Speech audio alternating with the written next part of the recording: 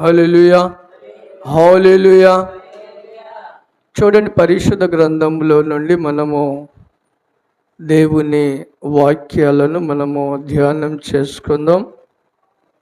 దేవుడు మనకు అనేకమైన సందర్భాలలో ఆయన మనతో మాట్లాడి బలపరుస్తూ ఉన్నాడు. ఇప్పుడు మనము చదివిన కీర్తనలలో ఆశాపు దేవుణ్ణి వేడుకుంటూ ఉన్నాడు, ప్రార్థన చేస్తూ ఉన్నాడు, కృతజ్ఞతాస్తుతులను చెల్లిస్తూ ఆయనకి తెలియపరుస్తున్న మాట అండి. ప్రజలను గురించి బోధిస్తూ ఉన్నాడు, ప్రజలను ఈ రీతిగా బలపరుస్తున్నాడు. ఎందుకంటే తను అనుభవించిన అనుభవంను వాళ్ళు తెలియపరుస్తూ ఉన్నాడు. 5వ వచనం మనం చదివితే,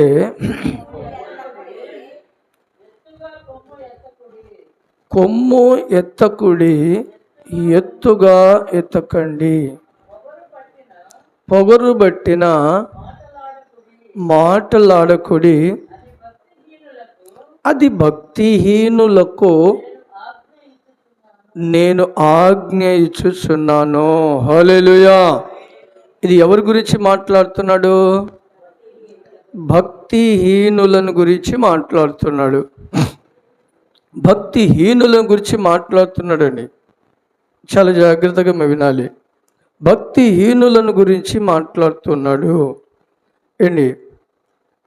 ఇంకొక మాట అంటాడు 10వ వచనములో, కింద లాస్ట్ వచనములో, భక్తిహీనుల కొమ్ములన్నిటినీ నేను విరగగొట్టెదను. హల్లెలూయా.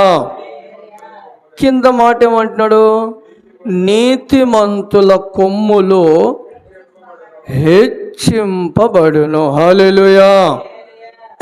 ఇక్కడ మనకు చాలా ఇంపార్టెంట్ అయిన ఏంటి, మనకు ఆధారము ఉంది.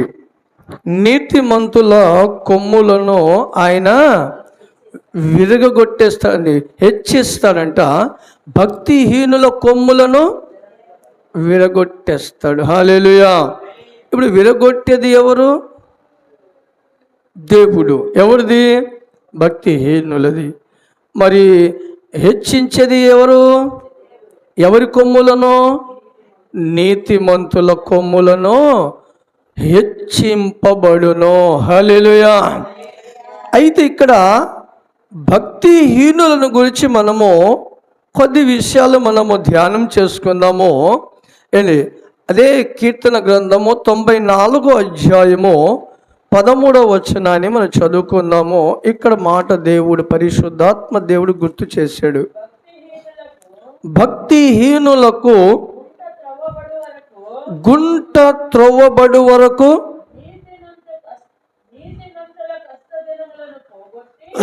నీతిమంతుల కష్ట దినములను పోగొట్టి వారికి నెమ్మది కలుగ చేయును. హల్లెలూయా. చూశాను, భక్తిహీనుల కంట గుంట త్రొయ్యబడి ఉన్నది. గుంట త్రొయ్యబడి ఉంది. ఎవరికి? భక్తిహీనులకు. భక్తిహీనతో ఉన్న వారికి గుంట అది త్రొయ్యబడుతూ ఉంటుందంట. వారి గుంటలు వాళ్ళే తవ్వుకుంటూ ఉంటారండి. ఎవరో కాదు, వాళ్ళే తవ్వుకుంటూ ఉంటారు. ఎందుకని? వాళ్ళు భక్తిహీనతలో వెళ్ళిపోయారు. భక్తిహీనతలో వాళ్ళు వెళ్ళిపోయారు కనుక అక్కడ వారి కోసం గుంట త్రొయ్యబడుతూ ఉందంట. హల్లెలూయా. నీతిమంతులకు కూడండి ఒకటి గమనించాలా, గుంటలో పడద్రోయబడినైనా అది వారి అంతటా వాది కాదండి. నీతిమంతుడు కూడా గుంటలో పడిపోతే వారిని లేవనెత్తే వాళ్ళు మరొకరిని దేవుడు లేపుకుంటాడు. హల్లెలూయా. గుంటలో నుంచి బయటికి రావాలంటే యోసేపుని గురించి మనం చూసినప్పుడు అతను గుంటలో పడవేసేసారు. ఆయన్ని గుంటలో పడవేసేసారు. అది మన ఆత్మీయ జీవితంలో మనల్ని ఎవరన్నా పడేసేసారు అనుకోండి, లేపడానికి దేవుడు మనకు ఉన్నాడు. హల్లెలూయా. ఏంటి యోసేపును గుంటలో పడవేసేస్తే ఎమ్మటే రూబేన్ ఏం చేశాడు? అతనికి మంచి ఒక పేరెపణ కలిగింది, అయ్యో ఇతని గుంటలో నుండి బయటికి తీద్దామని. హల్లెలూయా. ఎవరు కలుగజేశాడు అది? దేవుడు అతన్ని పేరెపణ కలుగజేశాడు. బైబుల్ అందుకనే ఒక మాట ఉంది, బైబుల్ ఇంకొక చోట మనం గమనిస్తే, జిగట ఊబిలో నుండి ఏంటి దేవుడు వారిని లేవనెత్తుతాడు. హల్లెలూయా. జిగట ఊబిలో నుండి దేవుడు వారిని లేవనెత్త. ఎవరు? ఏంటి ఒక వేరే వాళ్ళు వారిని త్రోసు వేసేస్తే లేపేవాడిని దేవుడు లేపుకుంటాడు. కానీ వారి అంతట్లో వారు గుంట త్రోవుకుంటే, భక్తిహీనులు వారి అంతటి వాళ్ళే తొలగిపోతుంటే వారిని ఎవరు కూడా లేపలేరు. హల్లెలూయా. లేపలేరు. ఎందుకంటే వారి గుంట వాళ్ళు త్రోవుకుంటున్నారు, వారి జోలికి ఎవరు లేరు. ఇప్పుడు అక్కడక్కడ మనం చూస్తాము, రౌడీజం చేసేవాళ్ళని చూస్తూ ఉంటాము. ఇప్పుడు ఆ రౌడీజము వారికి వాళ్ళు చేసుకున్నారా, వేరే వాళ్ళు చేస్తున్నారా? వారికి వాళ్ళే చేసుకుంటున్నారు. ఏంటి వారికి వాళ్ళు చేసుకున్నప్పుడు వారిని ఎవరిని ఆపగలుగుతారా? వారి ఏ మనుష్యుడు కూడా వారిని ఆపలేరు. ఏంటి దేవుడు కూడా వారిని ఆపలేడు. ఎందుకంటే మనము మొన్న మన ఈ పిల్లల ప్రోగ్రాంలలో మనము విజయవాడ నుంచి ఒక బ్రదర్ని పిలిపించాం. ఆయన రౌడీ, ఆయన రక్షింపబడ్డాడు. ఎప్పుడు? ఆయన భక్తిహీనతను తను తొలగించుకున్నాడు. తనతో పాటు మన గుంటూరులో ఒక రౌడీజంగా చేసిన వ్యక్తి, ఏంటి తనతో పాటుగా ఉన్న వ్యక్తి అంట. ఆయన పేరు మనకి ఇక్కడ గుంటూరు నల్లజల్లు, ఆయన పేరేంటి? డాగల్షును. మరి ఆయనకి దేవుడు రక్షించలేదే? ఆయన ఇద్దరిని పరీక్ష, ఇద్దరు రౌడీలే. కానీ ఇతన్ని రక్షించుకున్నాడు, అతన్ని ఎందుకు రక్షించలా? హల్లెలూయా. ఏంటి లోపడ్డాడు ఆయన దేవుని యొద్దకి వచ్చాడు. తన భక్తిహీనతను పోగొట్టుకున్నాడు. అది భక్తిహీనత దూరపరిచేసాడు. అప్పుడు దేవుడు తనను రక్షించాడు. తను ఆ భక్తిహీనతను కొనసాగించాడు. గుంటను త్రోవుకుంటూ ఉన్నాడు, రోజుకి గుంట తోవుకుంటూ ఉన్నాడు. ఎప్పుడైతే తను అలా గుంట తోవుకుంటూ ఉన్నాడో, అది ఆ గుంటలోనే అతను వెళ్ళిపోయాడు. అందుకనే ప్రభు కూడా తన లాస్ట్ టైంలో ఒక మాట అంటాడు. ఏంటి తనని పట్టుకుని వచ్చిన బంట్రుతులను పేతురు లేచి ఏం చేశాడు? ఒకని చెవును నరికేసినప్పుడు ప్రభు ఒక మాట అంటాడు, కత్తిని పట్టినవాడు.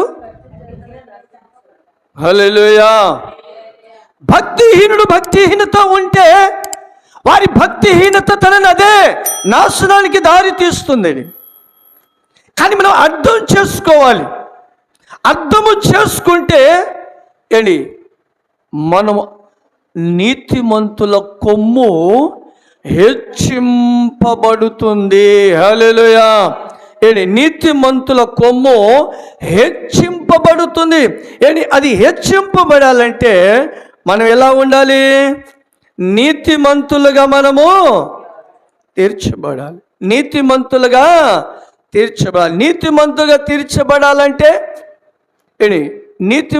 తీర్చబడాలంటే లేవియ కాండలో దేవుడు ఒక మాట అంటాడండి. లేవియ కాండము 19వ అధ్యాయము 19వ వచనం కానీ మనం చదివితే అక్కడ చక్కనైన మాట మనకు అర్థమయ్యే రీతిగా నిదానంగా ఆలోచించండి. 19వ అధ్యాయము 19వ వచనము.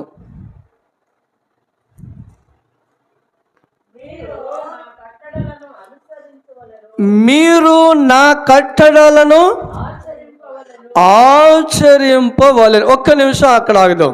ఏమంటాడు ఆయన అక్కడ? దేవుడు మీరు నా కట్టడాలను ఆచరింపవలెను. హల్లెలూయా. ఆయన కట్టడాలను ఆచరించమన్నాడు, లేకపోతే వేరే ఒక కట్టడాలను ఆచరించమన్నాడా? మీరు నా కట్టడాలను ఆచరించండి. ఎవరి కట్టడాలు? దేవుని కట్టడాలను ఆచరించాలి. రెండో మాట చదవండి ఇక్కడ.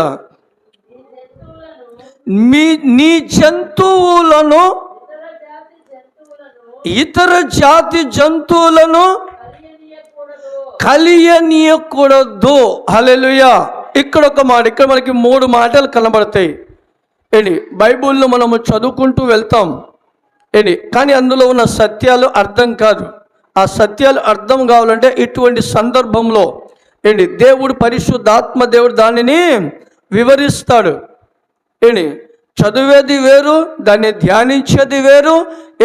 అందులోంచి పరిశుద్ధాత్మ దేవుడు వివరించేది 3 రకాలుగా ఉంటుంది బైబుల్. హల్లెలూయా. బైబిల్ 3 రకాలుగా ఉంటుంది. కనుక మనకు ఇక్కడ బయలుపరుస్తున్న మాట ఏంటంటే, నీ జంతువులను, ఇతర జాతి జంతువులను కలియనీయకూడవద్దు. హల్లెలూయా. ఇక్కడ గమనించి దేన్ని పోల్చాడు? జంతువులను పోల్చాడు. జంతువులను పోల్చాడు ఆయన. మనకు కలుగుతున్న జంతువులు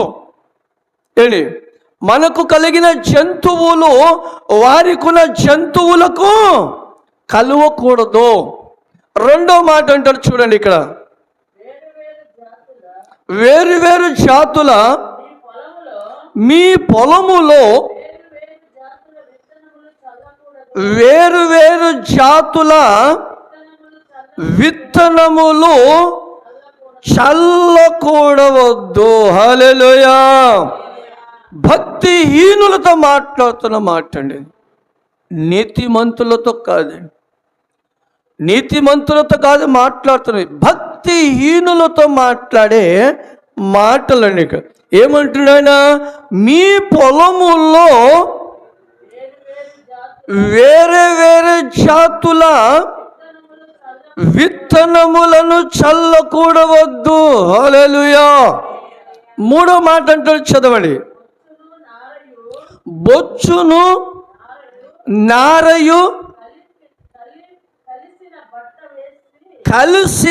కలిసిన బట్టలు వేసుకొనకూడదు. హల్లెలూయా. ఈ 3 మాటలు మీకు క్లారిటీగా చెప్తాను, గమనించండి. ఈ 3 మాటల్లో ఉన్న సత్యాలు మొదటి మాట కన్నాడు ఆయన, వేరే వేరే జాతుల జంతువులలో కలవకూడదు.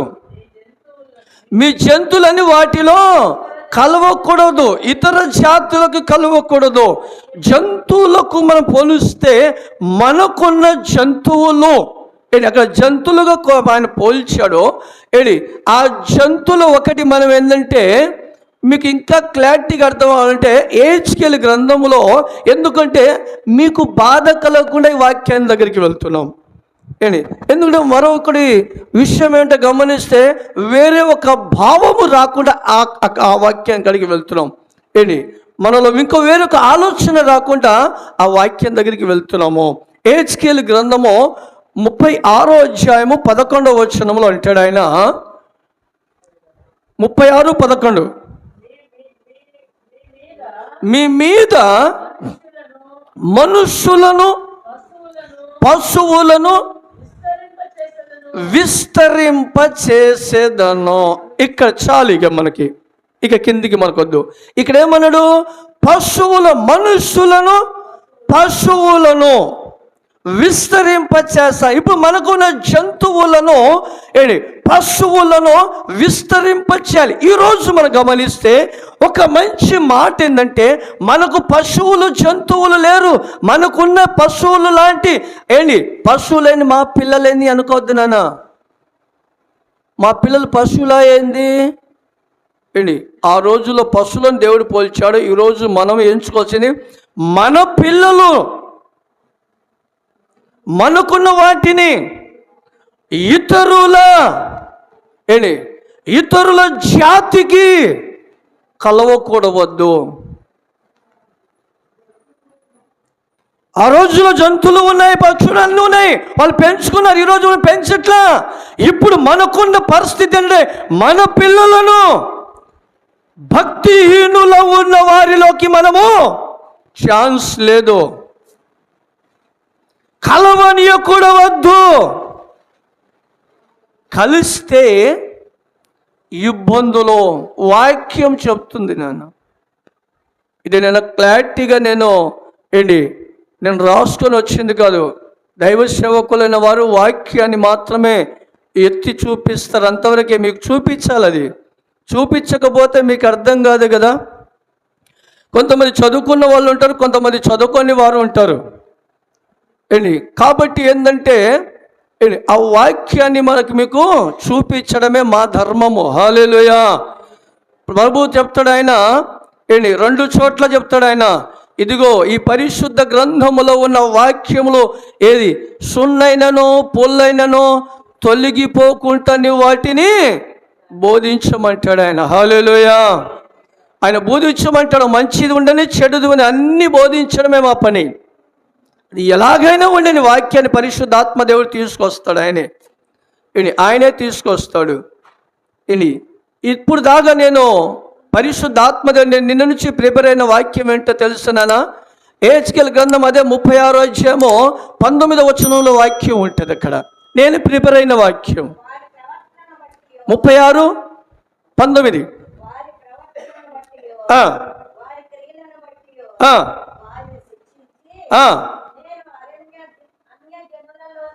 అన్యజనుల్లోకి వారిని వెళ్ళగొట్టగా 15వ వచనం చదువునా? నిన్ను గురించి అన్యజనులు చేయు అపహాస్యమును నీకు వినబడకుండా చేసేదా. హల్లెలూయా. ఈ వాక్యం నేను నిన్నటి నుంచి ప్రిపేర్ అయింది. కానీ ఇప్పుడు వచ్చినప్పుడు దేవుడు ఇక్కడ మలిపేశాడు. అది దాని చిత్తం. అది ఎందుకంటే ఆ వాక్యాన్ని నేను ప్రిపేర్ అయ్యాను. అనేకమైన సందర్భాలలో పరిస్థితిని బట్టి బాధపడుతున్న వారి గురించి వాక్యం తగినది ఉందిలే. అన్యజనులు ఎవరేం మాట్లాడుకుంటే నీకెందుకు?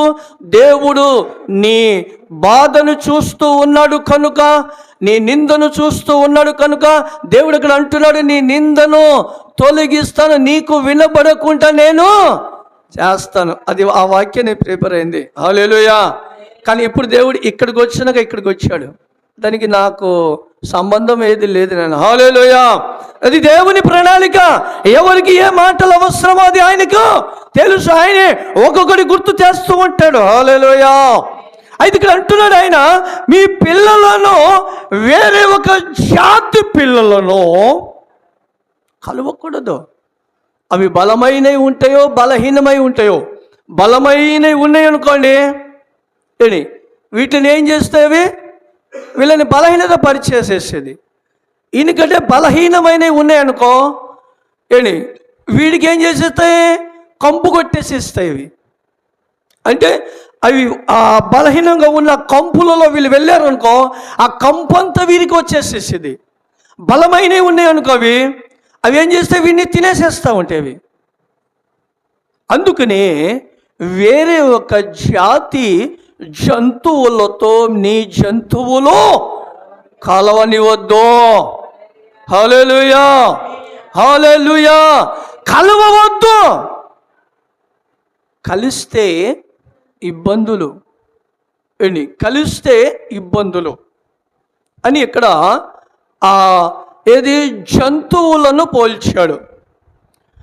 రెండో విషయం మనం గమనిస్తే అక్కడ నీ పొలములో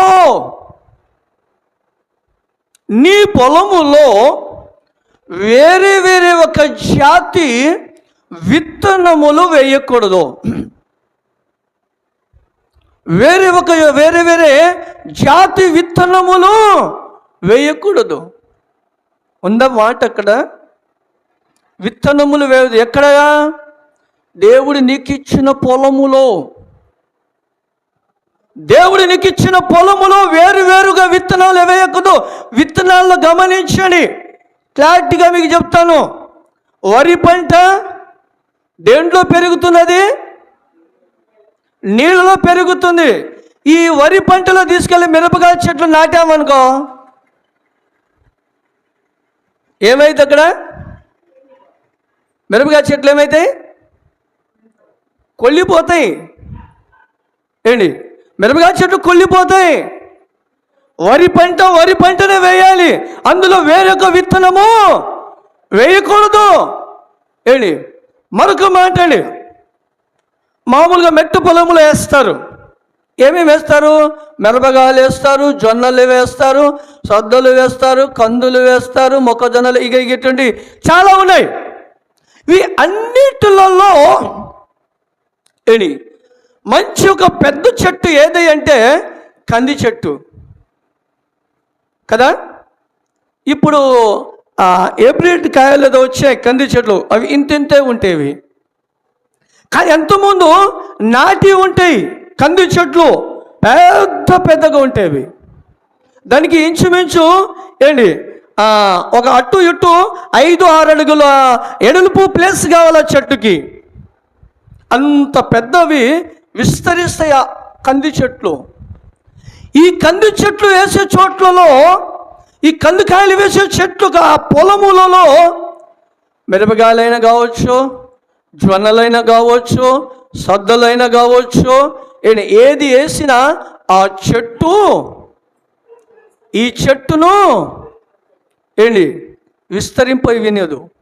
దాని పంట దానికే కావాలి, దాని పొలము దానికే కావాలి, వీటి పొలము వీటికే కావాలి. ఏ విత్తనానికి ఆ ప్లేసు అక్కడ దేవుడు శక్తిని ఇచ్చాడో అదే విత్తనమే వేయాలి. అన్ని కలిపి వేసామనుకోండి, అన్ని కలిపి వేసేసామనుకో, అక్కడ గింజకి ఏ మాత్రంలో అభివృద్ధి ఉండదు.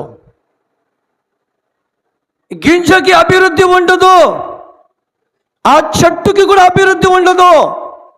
మీరు గమనించండి.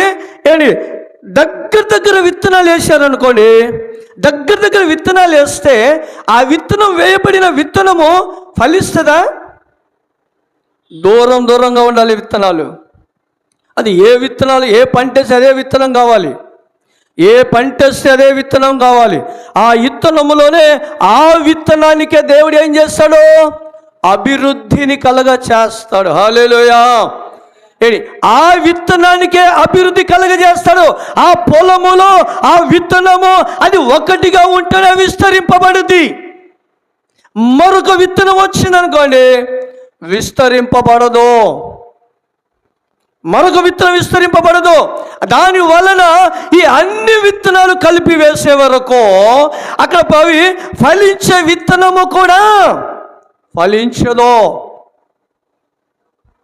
మీకు అర్థమైతే అర్థం చేసుకోండి, అర్థము కాకపోతే రైతులను కనుక్కోండి. అన్ని విత్తనాలు కలిపి వేస్తే ఆ విత్తనము కూడా ఫలించదు. హల్లెలూయా. విత్తనాలు ఫలించవు.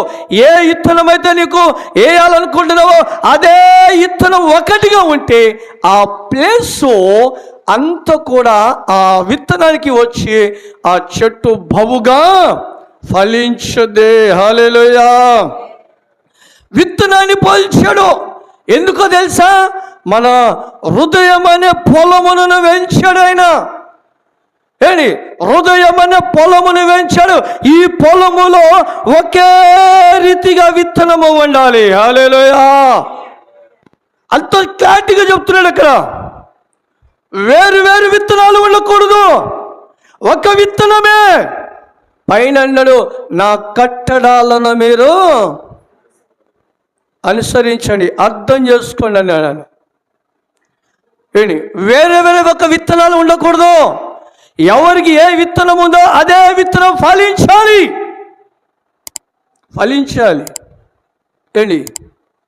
ఇంకొక మాట అంటారు కింద, 3వ మాట ఏమన్నాడు ఆయన? బొచ్చుయు నారయు. నార అనే మాటకి మీకు ఒకసారి అర్థం చేసుకోండి. నార అనేది పల్లెటూరులలో నారలు తీసేవాళ్ళని తాడు తాడుపైన నారలు. ఆ నార దేంతో తయారైద్దంటే అది ఇప్పుడు మనకి మీకు అర్థమవుతాడంటే ఇప్పుడు కలబందం చూడు, అటువంటి చెట్టు ఉండేది నార తయారు చేసేది కలబంద. అది పెద్ద కలబంద కాదు, అది నారకు ఉపయోగపడేది. అది కానీ ఒంటి మీద పడితే దొరదలు వచ్చేస్తాయి. ఆ గొంగురు దురద పుడుతుందిగా ఏంటి, ఆ నార ఒంటి మీద పడితే దొరదలు వచ్చేస్తాయి. ఏంటి, దొరద వచ్చేస్తుంది అది. అందుకనే మీరు ఏంటి, ఎవరు మనకు దేవుడు గొర్రెలుగా పోల్చాడు కాబట్టి గొర్రెబొచ్చు చేత మనము ఏర్పరచబడిన వస్త్రాలను వేసుకున్నాం అనుకో. ఎందుకంటే కాలంలో గుంగడి అనేవాడు, వర్షం వస్తే కూడా ఏమి కాదు, ఎంత చలి అయినా ఎచ్చగా ఉండేది అన్నారు. హల్లెలూయా. అది దేవుని ఆజ్ఞ. అది ఈరోజు దాన్ని వాడట్లా, అందరు రగ్గులు బొగ్గులు అందేదో అంటున్నారు రకరకాలుగా. కానీ ఆ రోజులు మాత్రం గుంగడి వాడేవాడు. అది ఎంత వర్షమైనా కానీ తల మీద వేసుకొని వెళ్ళిపోయేవాళ్ళు పాపం రైతులు. పగలంతా రాత్రంతా కూడా ఎంత వర్షం వచ్చినా ఆ గుంగడి వేసుకొని బండల మీద పండుకునేవాడు. కింద నేల మొత్తం బురదతో ఉంటుందని ఎక్కడైతే బండలు ఉంటే ఆ బండల మీద పండుకునేవాడు, ఎచ్చగా పండుకునేవాడు. పండుకుంటే తెల్లారితే వాడికి అర్థం కాదు. హల్లెలూయా. అందుకనే ఆ నార బట్టలు వేసుకున్నావు అనుకో, ఆ నార బట్ట నీకేం చేస్తుంది, నీ ఒంటికి దురద తెచ్చేస్తుంది. హల్లెలూయా. ఒంటికి దురద తెచ్చేస్తుంది. కనుక అటువంటి నార బట్టలు నీ ఒంటి మీద ఉండకూడదు. హల్లెలూయా. నార బట్టలు ఉండకూడదు. మనకి రెండో మాట ఏమైనా ఇంకొకసారి మనం గమనిస్తే ఆయన బయలుపరిచండి, వేరే ఒక విత్తనములు ఉండకూడదు. నీకు ఏ విత్తనం ఏర్పరచబడింది, నీలో ఏ విత్తనము వేయబడింది? బైబిల్లో దేవుడు ఇచ్చిన కృపావరాలు ఉన్నాయి. ఒక్కొక్కరికి ఒక్కొక్క కృపావరాలు దేవుడు ఇచ్చాడు. అన్నీ నాకే కావాలంటే రావాడా? అన్నీ నాకే కృపావరాలు కావాలనుకున్నానుకో ఇలా చెప్పాం కదా, అన్ని విత్తనాలు ఒక్క చోటే ఉంటే ఏమైంది, ఫలించదు. అన్ని విత్తనాలు ఒక చోట ఉండాలంటే ఫలించదు. అన్ని కృపావరాలు నాకు ఉండాలంటే నీవు ఫలించలేవు. ఏదైనా ఒకటే. హల్లెలూయా. ఏదైనా ఒకే విత్తనము అది ఉంటే కానీ అది నీ పొలము అది బహుగా ఫలించుద్ది. దేవునికి స్తోత్రం. హల్లెలూయా. బహుగా ఫలిస్తుంది. కొంతమందికి భక్తిహీనులకు చెప్తున్న మాట అండి. ఏబు గారిని గుర్తు చేసుకోవచ్చు మనం. ఈ భక్తిహీనులకు అన్ని పొలాలు విత్తనాలు వేసుకోవాలనుకున్న వారికి ఆయన ఒక చక్కని మాట అంటాడు. ఆ చక్కని ఒక మాట అంటాడు ఆయన. అటువంటి వ్యక్తులతో మాట్లాడుతున్న చాలా ప్రాముఖ్యమైన మాట అంటాడండి ఆయన. అన్ని విత్తనాలు నాకు కావాలనుకున్న వాళ్ళకి ఏబు గారు అనుభవించిన చాలా ప్రాముఖ్యమైన అనుభవాలు ఆయనలో ఉన్నాయి. దేవుని విషయంలో ఆయనకు ఎన్నెన్నో అనుభవాలు ఉన్నాయి. తన చుట్టూ ఉన్న తన స్నేహితులు వచ్చి ఆయనకు బలపరిచారు, బలహీనపరిచారు. బలహీనపరిచారు. గుర్తెరగాలి మనం. మైండ్ పెట్టాలి మనం. మన ఆలోచన అక్కడ పెట్టాలి మనం. మన మనసు అక్కడ పెట్టాలి మనం. చెడగొట్టే వాళ్ళు అనేకులు వస్తూ ఉంటారు. కానీ మనం గ్రహించాలా. ఏబుని కూడా తన స్నేహితులే ఎన్ని రకరకాలైన మాటలు మాట్లాడుతూ, ఈయన ఏదో పెద్ద చేశాడంట, ఈయన ఒక పెద్ద భక్తిపరుడంట, ఆయనకి ఇన్ని ఎందుకు జరిగాయి, అన్నీ చాలా ఉన్నాయి ఆయన గురించి వివరిస్తే. అన్ని పట్టాడు పాపం ఆయన. ఎందుకు తెలుసా, ఆయన యథార్థవంతుడు. హల్లెలూయా. దేవుడే సాక్ష్యం ఇచ్చాడు ఆయనకి. ఏమని? యథార్థవంతుడు. హల్లెలూయా. ఆయన యథార్థవంతుడను. చూసారా, ఆయన యథార్థతను తొలగించలేదు, ఆయన యథార్థతను కోల్పోలేదు. చివరికి తన ప్రాణము పోయినా నిలబడ్డాడు ఆయన. నిలబడి అంటున్నాడు ఆయన. ఈ మాట నాకు ఎంత ఇష్టమైన మాట అండి, చాలా చాలా ఇష్టమైన మాట ఇది. ఆయన అంటున్నాడు చూడండి, ఏబు గ్రంథం 4వ అధ్యాయం 6వ వచనములో, నీ భక్తి నీకు ధైర్యము పుట్టించదా. నీ యథార్థ ప్రవర్తన నీ నిరీక్షణకు అది ఆధారము కాదా? హల్లెలూయా, హల్లెలూయా. వెళ్ళొచ్చు కదా ఆయన ఉన్న పరిస్థితి మనకు తెలుసు కదా. మొదటి అధ్యాయంలోనే జరిగిన పరిస్థితి మనకు తెలుసు కదా. ఏంటి మొదటి అధ్యాయంలో చూశాడు ఆయన పరిస్థితి, రెండో అధ్యాయంలో వచ్చిన ఆయన పరిస్థితి, మూడో అధ్యాయంలో ఏంటి తన దగ్గర తన స్నేహితులు వచ్చేసారు. ఆయనకు జరిగిన పరిస్థితిని గురించి ఏంటి అతని బలపరుస్తామని చెప్పి అతని బలహీనత పరుస్తూ ఉన్నారు. అంతే. ఆయన ఎక్కడ అన్నాడు? లేవియకాండంలో అన్నాడు దేవుడు, నీ పొలములో వేరే విత్తనాలు రాకూడదు, వేరే వేరే విత్తనాలు రాకూడదు. విత్తనాలు దేవుడు ఇచ్చినాయే, ఒక్కొక్కరికి ఒక్కొక్క విత్తనం ఇచ్చాడు. ఏంటి ఒక్కొక్కరికి ఒక్కొక్క విత్తనం ఇచ్చి ఈ విత్తనం ఇలా ఫలించు ఆవగింజను పోల్చాడు. చివరికి లాస్ట్లో ఆవగింజను పోల్చి అది ఒక విత్తనము. ఒక్కొక్క జాతి విత్తనాలు ఒక్కొక్క రకంగా దేవుడు పోల్చాడు. కానీ ఇక్కడ అంటున్నాడు, అన్ని జాతి విత్తనాల్లో పొలములో ఉంటే అది నీవు వేసుకున్న విత్తనము ఫలించదు. నువ్వు వేసుకున్న విత్తనం అది ఫలించదు. అందుకే ఇక్కడ అంటున్నాడు, మీరు ఈ మాట అంటారండి. ఏది ఏబు గారు అంటున్నాడు, నాకున్న పరిస్థితిని గురించి ఏది ఏమైనా జరగని ఏంటి ప్రజలను బయలుపరుస్తున్న మాట, నీ భక్తి నిన్ను లేదా ధైర్యం, నీ ప్రవక్త లేదా యథార్థ ప్రవర్తన లేదా నీకు? ఏంటి నీకు యథార్థ ప్రవర్తన నీకు లేదా?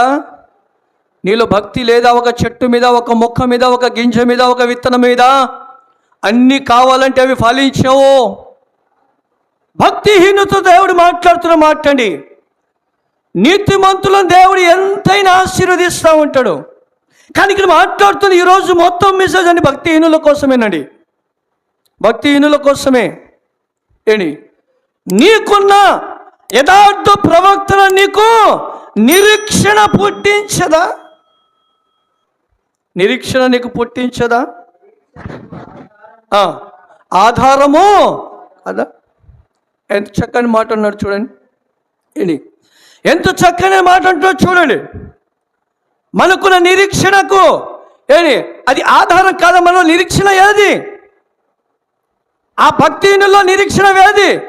ఎవరు గుంట దోవుకుంటారు? వాళ్ళే. ఒకవేళ కానీ నీతిమంతులను గుంట త్రోవినా, ఆ గుంటలో పడినా దేవుడు వారిని బయటికి లేవనెత్తుతాడు. హల్లెలూయా. దేవుడు ఖచ్చితంగా వారిని గుంటలో నుండి బయటికి తీస్తాడు. కానీ వారి అంతటా వాళ్ళు భక్తిహీనులు గుంట దోవుకుంటే దేవుడు ఏమి చెయ్యడు. ఎందుకంటే తెలిసి కదా ఈ భక్తిహీనతలో వెళ్ళిపోతున్నారు కదా వాళ్ళు, ఈ భక్తిహీనతలో వెళ్ళిపోతున్నారు కదా. అందుకనే నీ భక్తి నీకు ధైర్యం పుట్టచ్చదా? నీలో ఉన్న భక్తి, నీలో ఉన్న యథార్థత అంటే నీకు ఇంకా భక్తి లేదా? నీలో భక్తి లేదా? ఇంకా నీలో యథార్థత లేదా? నీలో విశ్వాసం లేదా? అన్ని ఒక విత్తనం మీద నీకు విశ్వాసం లేదా? నీ పొలములోని ఎంతో అక్కడ క్లారిటీగా చెప్పాడు ఆయన, విత్తనాలు వేసుకోకూడదు, అవి ఫలించవు నన్ను. ఎందుకంటే విత్తనాలు దగ్గరగా అయిపోతే ఫలించదు. అది ఆ విత్తనాలు వేరు ఏ విత్తనానికి ఏ చెట్టు ఎంత కాయాలనేది అంతగా ఉంటుంది అది. కానీ దేవుడు మనకు ఏ విత్తనముగా వెంచాడో, ఆయన ఎలా ఫలించాలని మనకు ఎంచాడో ఆ విత్తనముగా మనం ఎంచబడదాం. హల్లెలూయా. నీతిమంతుల కొమ్ము ఆయన పైకి ఎత్తుతాడు. మనం నీతిమంతులం. హల్లెలూయా. మన కొమ్ము ఆయన పైకి ఎత్తే దేవుడు అండి ఆయన. మన నీతిమంతులుగా ఉన్నప్పుడు అండి, నీతిమంతులుగా ఏర్పరచబడినప్పుడు అంట ఈ నీతిమంతుల కొమ్ములను దేవుడు ఎలా హెచ్చిస్తాడనేది మనం చూద్దాం. నీతిమంతుల కొమ్ములను దేవుడు ఎలా హెచ్చిస్తాడో గమనించుదాం. ఇప్పుడు దాకా మనం భక్తిహీనుల గురించి మాట్లాడే. భక్తిహీనులలో ఏముంది? వారి భక్తి దేవుని మీద లేకుండా రకరకాలైన విత్తనాలు వేసుకుంటే విత్తనాలు ఫలించవని ఒక మాటలో చెప్పేసేసాడు ఆయన. మీ పొలంలో అన్ని విత్తనాలు వేసుకోకుండా రైట్స్ లేదని చెప్పేసేసాడు. భక్తియులు ఆ ఇత్తనం అలా వేసుకొని వాళ్ళే నష్టపోతున్నారు. నేనేం చేస్తానని ప్రభు అంటున్నాడు. నేనేమి చేయలేను, వారి గుంట వాళ్ళే తవ్వుకుంటున్నారు. నారబట్టలు వేసుకోకూడదు అంటున్నాడు ఆయన. నారబట్టలను గొర్రెబొచ్చు కలిపి ఉన్నాయి. గమనించారా? రెండు కలిపాడు ఆయన.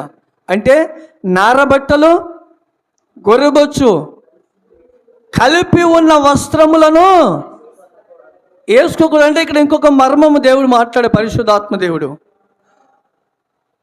పైకి మాత్రము భక్తి గల వారుగా కనబడతారు, గొర్రెబొచ్చును ధరించుకున్న వారుగా ఉంటారు. లోపలేమో ప్రభు అన్నాడు, వారి లోపలేమో కోరం రోగము వల్లే ఉంటాడ. అటువంటి వ్యక్తులు రెండు కలుపుకొని ఉంటారు. మేము ప్రార్థన పరులమండి, మేము ప్రార్థన శక్తివంతులమండి, మేము దించేస్తామండి, అగ్నిని దించేస్తామండి. అగ్నిని దించేస్తారంట వాళ్ళు. అగ్నిని దించి ఒక వ్యక్తి చెప్పాడు, అగ్నిని దించి ఒక అమ్మాయిని సంఘస్థం వేసుకొని వెళ్ళిపోయాడు. అగ్నిని దిస్తున్న సేవకుడి కుమారుడే సంఘస్థాలు వేసుకుని వెళ్ళిపోయాడంటే చూడండి ఎంత అగ్ని దించాడు పాపం ఆయన. హల్లెలూయా. అందుకని అటువంటి వారు ఉంటారు.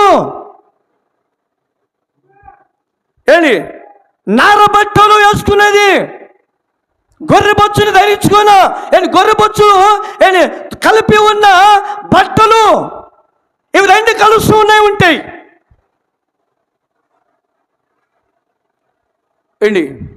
వాటికి కాస్త దూరం ఉంటే మంచిది. ఎందుకంటే అవి ఒంటి మీద పడితే ఏమొచ్చుది? రెండు కలిపి ఉన్నాయి వేసుకుంటే అక్కడ గొర్రెబొచ్చుతో వేయబడిన ఆ నారబట్టలు అవి పక్కన పోతాయి. దీని దురద వచ్చింది, దీని దురద వచ్చేస్తుంది, దీని దురద వచ్చేసేసి భయంకర పరిస్థితికి వెళ్ళిపోద్ది. అందుకనే అటువంటి వారికి కాస్త దూరంగా ఉండడం మంచిది. హల్లెలూయా. ఆ బట్టకి కాస్త దూరం ఉండడం మంచిది. చెప్పడానికి నీతి కథలు చాలా చెబుతారు. నీతి కథలు చెప్పగానే సరిపోదు. నీతి కథలు చెప్పగానే సరిపోదు.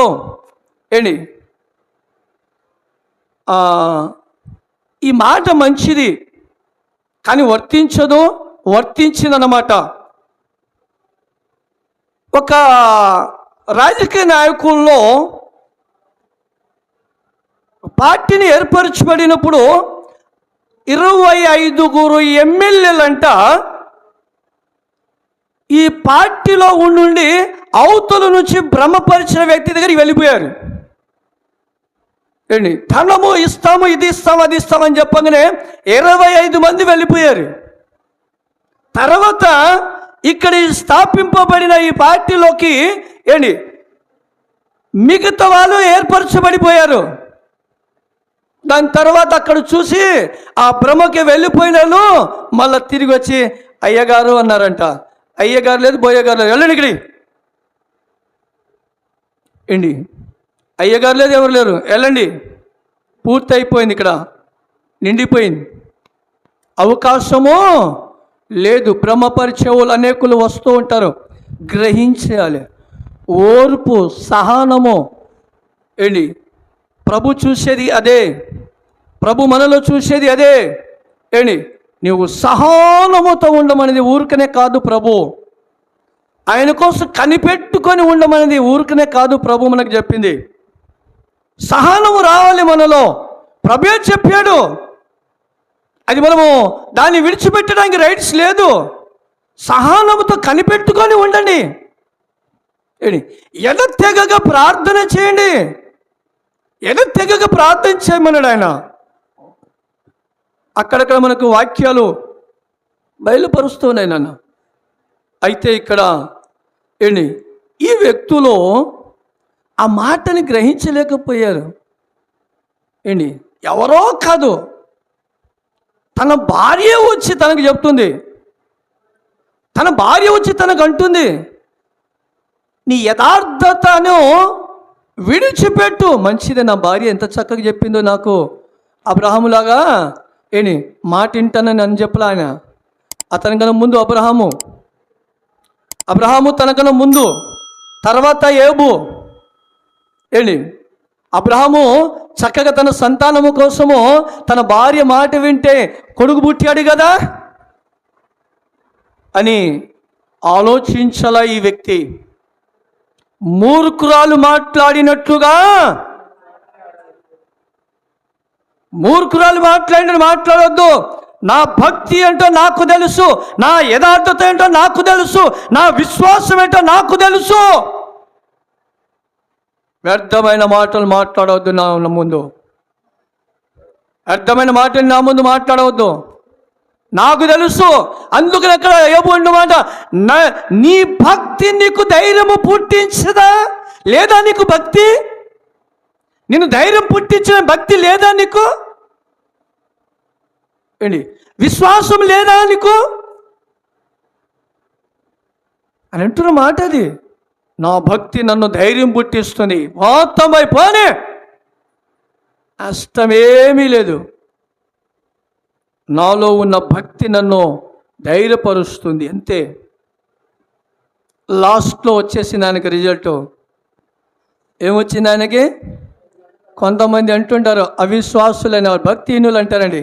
అంతా పోయిన తర్వాత చేసేదేముందండి? అంతా పోయిన తర్వాత ప్రయోజనం ఏముందండి? చెప్పలే ఆయన. లాస్ట్ అధ్యాయంలో చెప్తాడు ఆయన. దేవుడు సాక్ష్యం ఇస్తున్న అతని గురించి, మొదట ఉన్న దానికంటే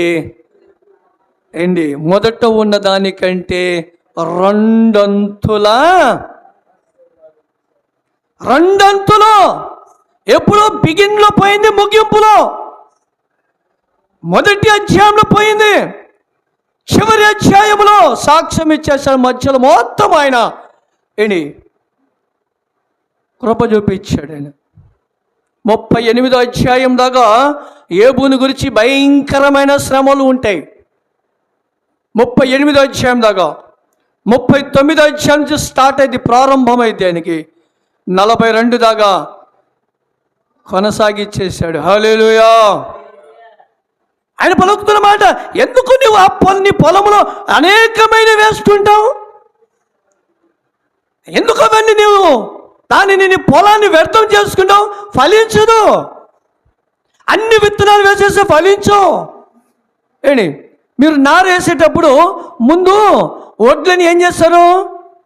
మొలకలు ఎత్తడానికి ఒక గోతంలో వేస్తారు, మొలకలు ఎత్తడానికి. దాని తర్వాత వెళ్ళి పొలంలో చల్లుతారు దాన్ని. అప్పుడు ఆ గోతంలో ఉన్న అంతే తీసుకెళ్ళి కుప్ప వేసేయండి. ఆ గొలుసు వడ్లు నారు అది పండేటప్పుడు విస్తరిస్తాయేమో ఒకసారి గమనించండి. అవి అక్కడికక్కడే సన్నగా మిగిలిపోతాయి, అంతే. అది విత్తనాలు కూడా సరిగా రావు. అందుకని ఇక్కడ ప్రభు చెప్తున్న మాట ఏంటంటే, మీ పొలములో వేరే ఒక విత్తనాలు, వేరు విత్తనాలు రాకూడదు. ఏదైనా ఒక విత్తనం ఏర్పరచుకో. ఆ విత్తనం పంట వేసాయి, అది కోతకాలమునవి విస్తరిస్తూ ఉంటాయి. దేవునికి స్తోత్రం. హల్లెలూయా, హల్లెలూయా. అయితే ఇంతగా దేవుడు మన ఆ భక్తిహీనులను అక్కడ అంతా కుప్ప చేసేసాడు. నీతిమంతుల కుప్ప ఆ కొమ్ములను ఆయన ఎత్తాడు. ఎలా ఎత్తాడు? నెహెమ్యా గ్రంథంలోకి వెళ్దాం. నెహెమ్యా గ్రంథంలోకి మనం వెళ్దాము. 9వ అధ్యాయము 8వ వచనం మనం చదివితే, నెహెమ్యా అన్ని గుర్తు చేసుకుంటూ ఉన్నాడు. ఆయన అక్కడ జరిగిన పరిస్థితులను తెలియపరుస్తున్నాడు. అతడు నమ్మకమైన మనస్సు గలవాడని ఎరిగి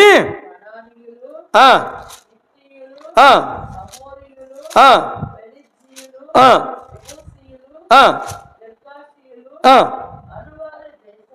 అన్ను వారి దేశమును అతని సంతతి వారికి ఇచ్చినట్లు అతనితో నిబంధన చేసిన వాడవు నీవే. హల్లెలూయా, హల్లెలూయా. చూడండి, ఇక్కడ నెహెమ్యా అంటున్నాడు, తను ఎవరిని పోల్చాడు? అబ్రహామును పోల్చాడని. పైన మనం చూస్తే అక్కడ అబ్రహామును గురించి పోల్చాడు. అబ్రహామును ఏర్పరుచుకొని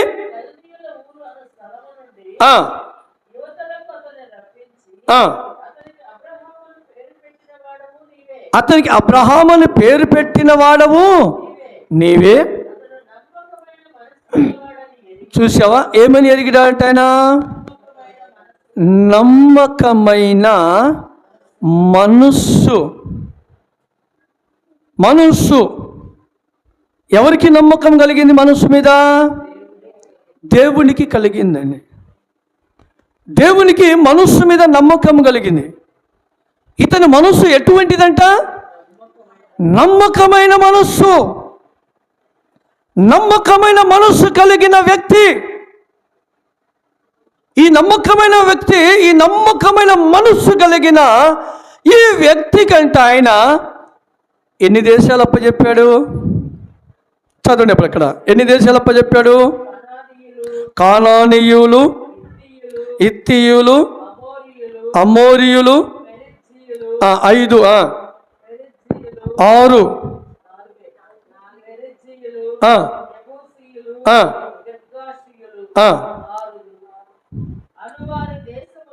అన్నువారి దేశమును అతని సంతతి వారికి ఇచ్చునట్లు. హల్లెలూయా. చూశారండి ఎంతగా అతని కొమ్మును హెచ్చించాడు? ఎవరికి? నమ్మకమైన మనస్సు కలిగిన వారి కొమ్ములను దేవుడు ఎంతగా హెచ్చించాడు? 4 దేశాల్లో విస్తరింపబడినప్పటికీ. హల్లెలూయా. ఆ రోజులు ఆయన జీవముతో ఉన్నప్పుడు 4 దేశాల గురించి పోల్చాడు. కానీ ఇప్పుడు తన సంతానము భూప్రపంచం యావత్తు విస్తరింపబడుతుంది. హల్లెలూయా. భూప్రపంచం యావత్తు ఇప్పుడు విస్తరింపబడుతుంది.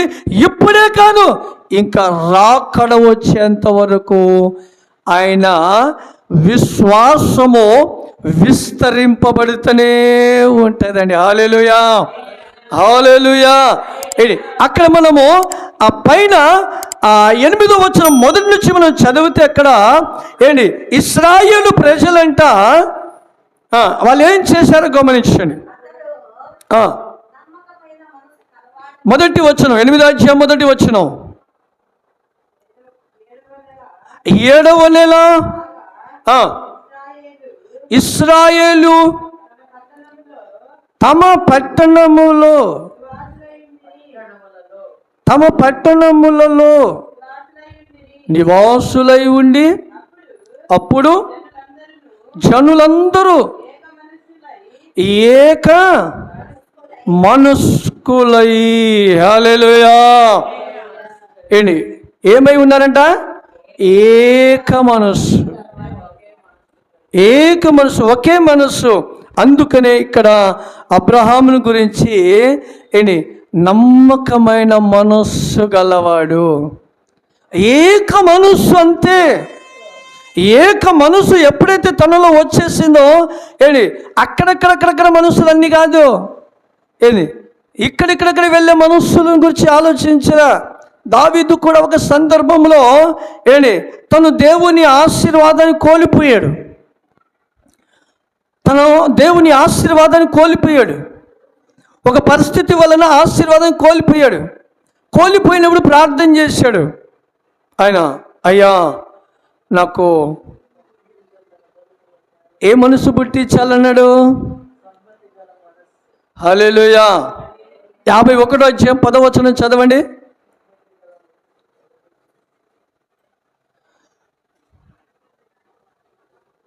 కీర్తన గ్రంథం అమ్మా.